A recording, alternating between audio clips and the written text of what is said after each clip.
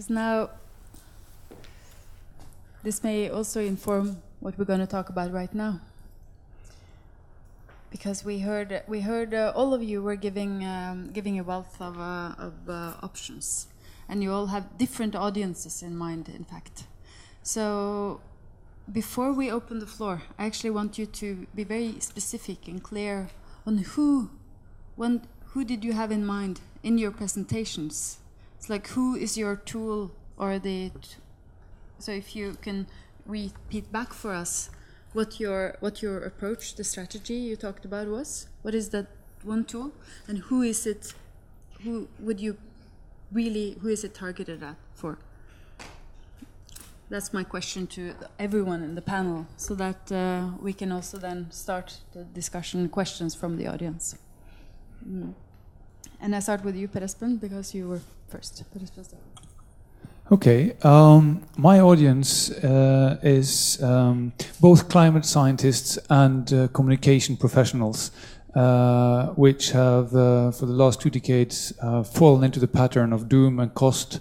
And I would like also the politicians to be able to tell the story of green growth as an area of full opportunity, as positive framing and a positive story, rather than the depressing one that generates apathy and helplessness. So I hand it to Gisla. Yes. My main audience is scientists, social scientists. So my main occupation is to do research and study psychological processes, and I present them to. Just a bit closer. And mainly I present the results to my to my colleagues on scientific conferences.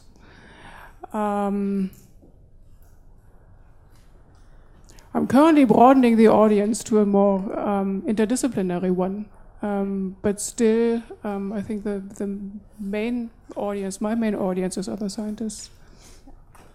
And now back to Jonathan. Well, it was a bit like Per Espen, really, but I guess anyone who's interested in climate communications or affected by it. So that does include communications professionals in the media, but also scientists, both the scientists writing the reports and the scientists studying the way they're communicated, and policymakers in general. Yeah, my audience, I don't know, everyone.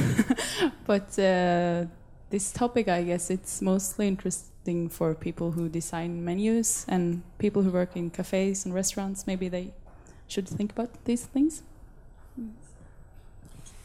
I think that one probably incorrect definition of madness is to repeat the same behavior and expect a different outcome. It seems to be a lot of madness in the climate change community. We keep repeating the same policies, suggestions, same messages, and expecting a different outcome. So my overall objective focus here is to explore, gather interest in new innovative tools in climate policy. Today that specifically was nudges.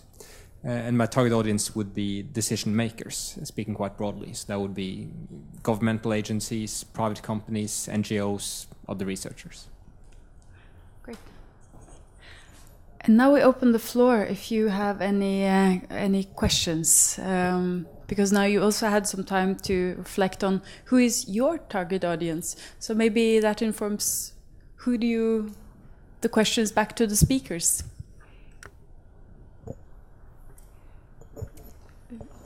The microphone is on its way, so just wait till you get it so we can also get it out online.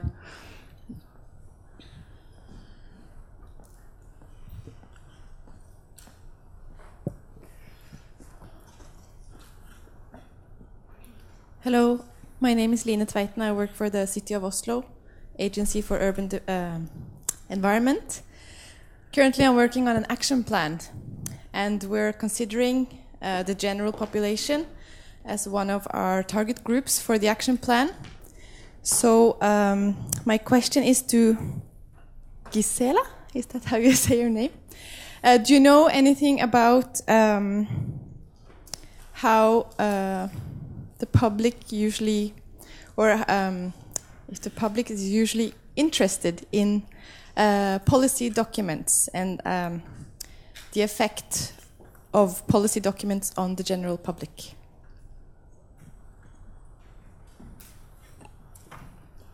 Maybe that's a question that a political scientist would be more suitable to answer. I don't know anything about political documents specifically.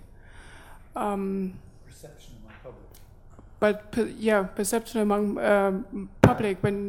Just talking about the construction of messages and how to raise the interest of the public. Then I would pretty much resort to what Per Espen has said in his talk. Point out the personal relevance, shorten the time frame, and with respect to action, what follows from the study that I presented is not only provide the information, but be very specific about which action implications it has and what the people can actually do, and describe that in a very clear and simple manner. Mm-hmm. There's another question up there. So I'm Kjersti Bolin, Sustainable Passions, and I wonder, like, we know that we have the knowledge and we have a lot of tools. I mean, yes, we can have more, but still, we do know a lot. So maybe what we need the most is more leaders that actually care. So the target audience, maybe that should be like the owners of restaurants, hotels, shops. Like maybe we need to nudge the leaders of other companies. That's my question. Or comments about. Yeah, okay. There is very effective nudging of leaders, and it's called earnings and bottom line. And this brings us maybe into the new issue of this growth, but on the individual level, if a company does not know how it's performing in terms of its ecological footprint, how can it then improve? After 500 years of economic accounting, what we're in desperate need of is signals on corporate, individual, and societal level and city levels about performance along other value dimensions than the economic alone.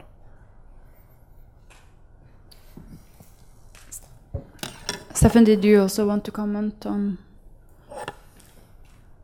I think trying to mobilize small leaders to take action is certainly one of the target outcomes of nudges. They want specific tool, and they try to appeal to those who are less interested in the coercive regulative instruments. And at Green Nudge, we have tried to focus on instruments that will provide also an upside for the company, typically increased profits. So that's one way of mobilizing. Of course, that isn't sufficient. You also need to scare those who don't want to act.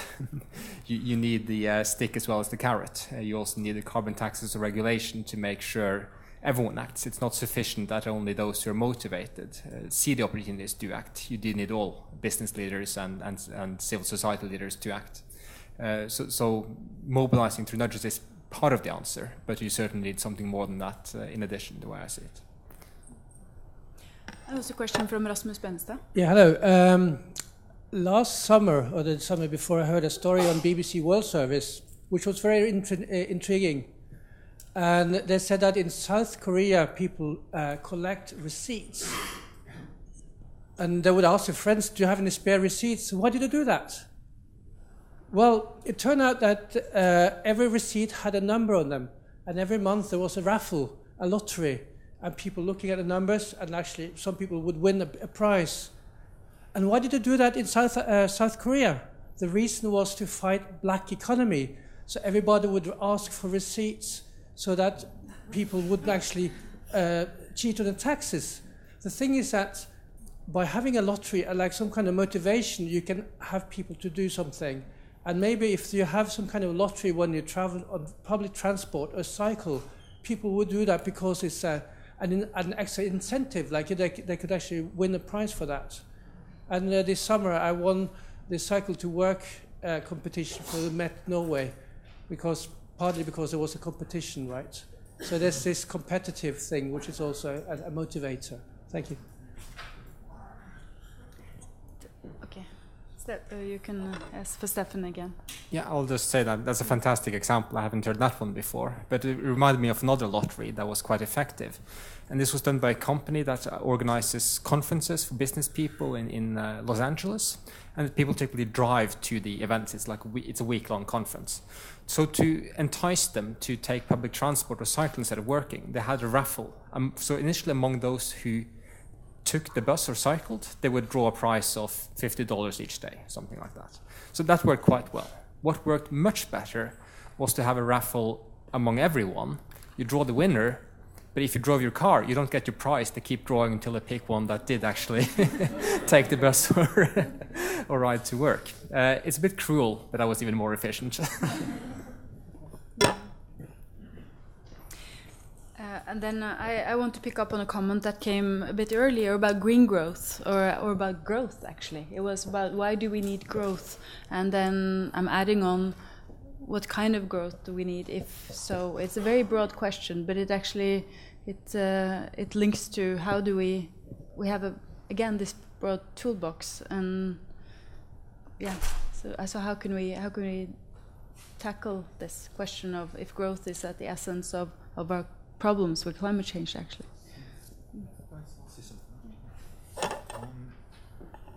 So I mean we're often criticised in the IPCC, or I think climate scientists are in general, for trying to send everybody back to the Stone Age or to the Middle Ages by cutting off growth, and it's obviously not about that. I mean, when I come to somewhere like Norway, this is probably the richest country in the world, or the richest country in the world per capita or something. The wealth is evident as soon as you get off the plane, and this is a country which probably could easily afford to stop growing, or at least slow down growing.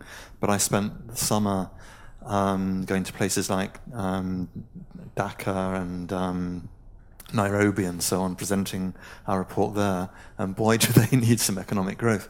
And it can't be done just by taking it away from Europe and North America. So there has to be some way of channeling that into a more sustainable way. And I think that's really, when I talked earlier about how we're presenting this report in terms of risk management, which is another way of saying threats and opportunities. The growth opportunities for finding the ways to bring developing countries up to a level of basic living standards that they need and deserve. But finding a smart way of doing that, those are where amazing business opportunities arise, and ways of restructuring the economies and the energy systems of the industrialized countries, and the way we design our cities and so on, all that sort of thing. There are amazing opportunities to do that in a smart way, which isn't all about more and more consumption, but a more rational and sustainable use of resources, and that's the sort of thing we're looking at as well. There's a lot to say of this topic, and my colleague Jørgen Randers have been debating growth for 42 years, and for him the debate is over. It's not a question of growth or not growth that have stopped the environmental movement going forwards for decades.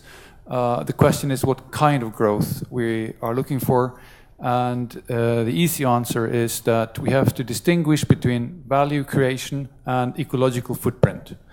So what we want is an increase in value creation or value added combined with a decrease of ecological footprint. So we want degrowth in material throughput, the materials, the resources that go through our economy because it's too big today, and we want money creation because the poor, our health sectors, our financial sectors, the way we structure our society is completely dependent on economic growth in the sense of value creation.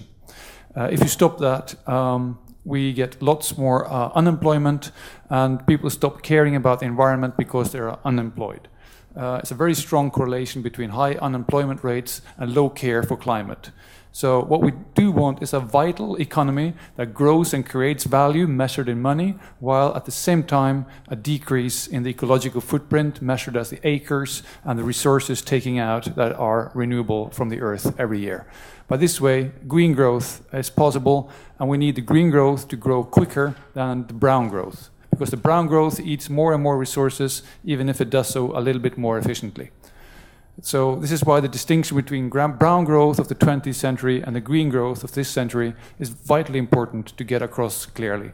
If you try to go anti-growth, you also get a lot of anti-sentiments, like you mentioned, Jonathan, from people who you create unnecessary enemies of your message. That's my position on this. And of course, arguments welcome. Wait,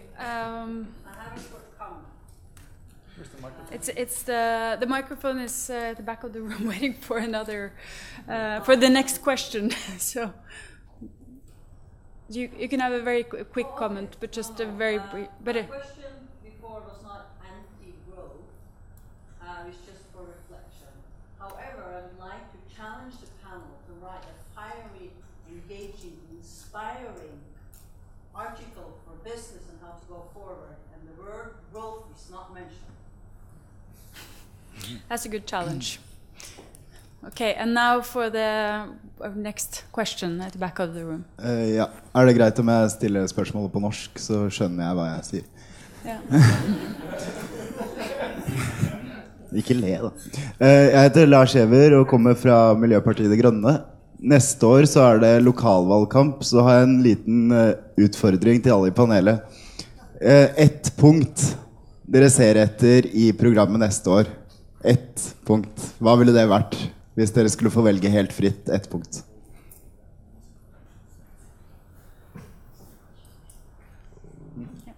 Ok, da starter vi med Steffen. Er du klar for Ja, det var ikke mye tenketid her. Men ett punkt, ok, så det mye jeg regner med allerede står i programmet. En ting jeg tror kanskje ikke står som har vært lite fokus på i Norge, oh, sorry. Yes, switch to English. Whenever somebody speaks me in Norwegian, I respond in Norwegian. In English. So, knowing to some extent what would be in the program, I would be looking for something more surprising. And one area I think is overlooked are all the incentives for increasing pollution in the current system. So one thing is, for instance, this deduction on your taxes for expenses incurred in transportation. So cutting all those subsidies for transportation that are direct or indirect is something that would be helpful and that hasn't received much attention in the debate. There is sufficient attention to increasing taxes, but not on cutting anti-environment subsidies today.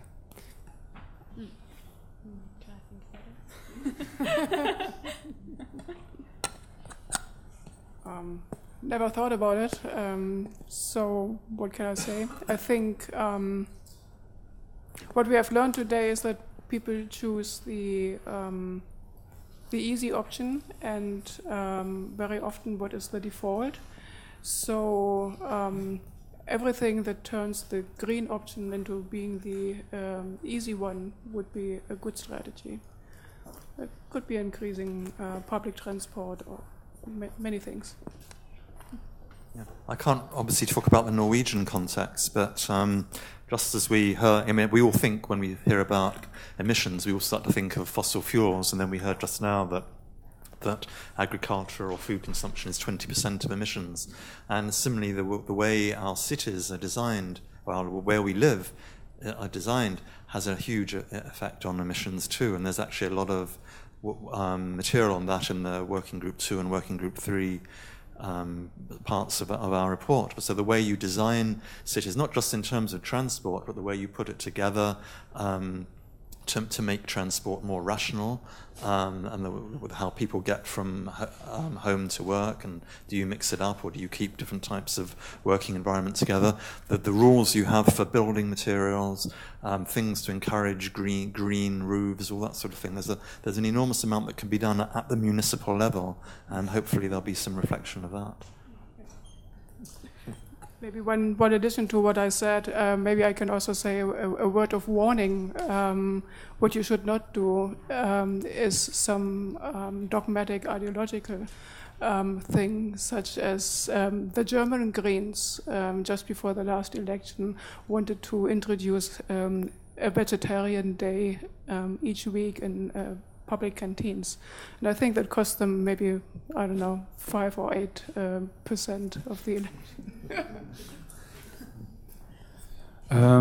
I would want politicians to make reporting on resource use compulsory, for instance, by using the JIVA. So all companies should make it clear whether they are part of the solution or part of the problem.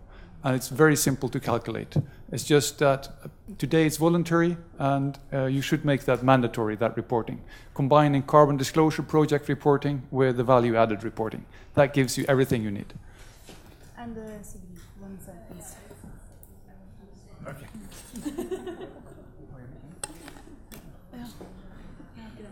Okay. We are actually now very, very over time, so just a very short question because I have yeah, very short question. Okay, I'm Björn Kjonsel, and it's to Stefan Karlbecken about the Elköp experiment. Have you any reflections about organizational learning so that the organizations can take care of the learning when the champions leave?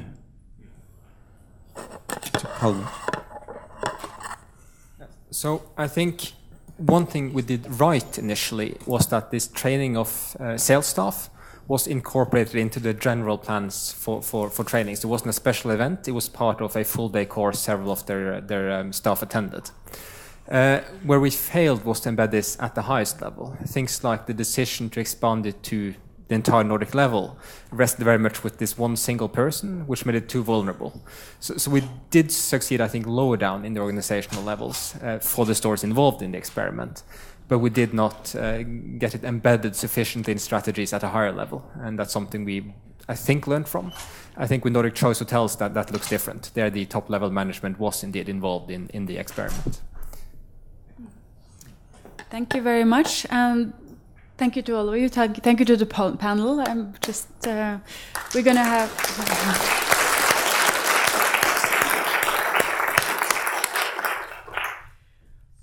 We're now going to have get a short summary of what we've heard today from Per Espen Stoknes. So first, thank you very much to Stefan and Green Nudge and Miljødirektoratet, the Norwegian Environmental Agency. Who is there from the Environmental Agency right now? Could you, yeah, right. License, hello, thank you for being co-organizers of this event. Thank you also for the Institute for Accounting and Auditing at the Norwegian Business School for making this seminar possible. So, what we heard today, you get 1 or 2 sentences from each speaker. First, we heard from Jørgen Randers that the big picture was clear 40 years ago, but people don't want to hear the truth. So the challenge is to improve climate communication so that they actually get it. Then Jonathan Lind came, and in one sentence, he said that scientists resist simplification of their precise language, and this makes a true communication effort very demanding. Kristin said, both left and right can agree.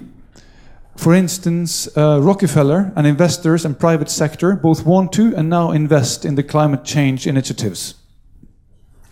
Then Rasmus Benestad came and asked for less arrogance among scientists and get the main points out first, tell the personal stories of how we came to know that knowledge. And then we heard from Irene Lorenzoni that trusted sources is important, use tailored content for the different audiences and relate to their values, beliefs, at the same time relates respectfully while being more sensitive to motivations and the cultural context. Then we had Stefan Lewandowski's theory review of the denial machine, underscoring the need for communicating the scientific consensus and attacking the perception gap while framing solutions as business opportunity and as foregone gains. Also supporting that we frame climate change as a health issue. Per Espen Stoknes, said, if it doesn't work, it's time to try something else. Now it's time to make it social. Use supportive framings, such as insurance, health, and opportunity. Third, make it simpler to act by nudging. And fourth, use news stories. And 5, signals that relate to people and organizations. Then we had Björn Haugland, who was widely optimistic that we are living in exciting times and 9 billion people will live well in 2050 because we have human progress like never before. And we believe it is possible to address these barriers that DNV GL has addressed. And we will see both top-down leadership and bottom-up leadership. Then we heard Gisela, sorry, I mixed up the section there, who underscored the need for communicating climate policies as being perceived as effective. Because if they're not effective, people will not support that type of climate policy. Then we heard Stefan, who had 3 great climate nudges on purchase of appliances, of size of plates, and of transport, each giving a little bit of a missing puzzle on how to expand the climate policy toolbox. And as an example of this, Sigrid Hole told us at the end how we could curb meat consumption by combining default with new succulent labels. So, is there anything of this, Jonathan Lynn, you could be inspired to bring back? You will get the last word to close it. Oh dear. Well, I think there has been a very clear sort of message about that you can do an awful lot with the way that you frame messages, and you just gave us all the details of that. But that really is something that I can take back and think about. Yeah. And as I was asked up there, and all presentations will be uploaded to YouTube as soon as technically possible, and everybody participating will get an email with a link to the list on YouTube. And that is how you can access the presentations and the slides through this. If you want access to the slides, I think you should ask the author directly. Thank you everybody for attending and making this a wonderful day, at least for me. I hope you had some 1 or 2 good tidbits to take away as well. Have a great time.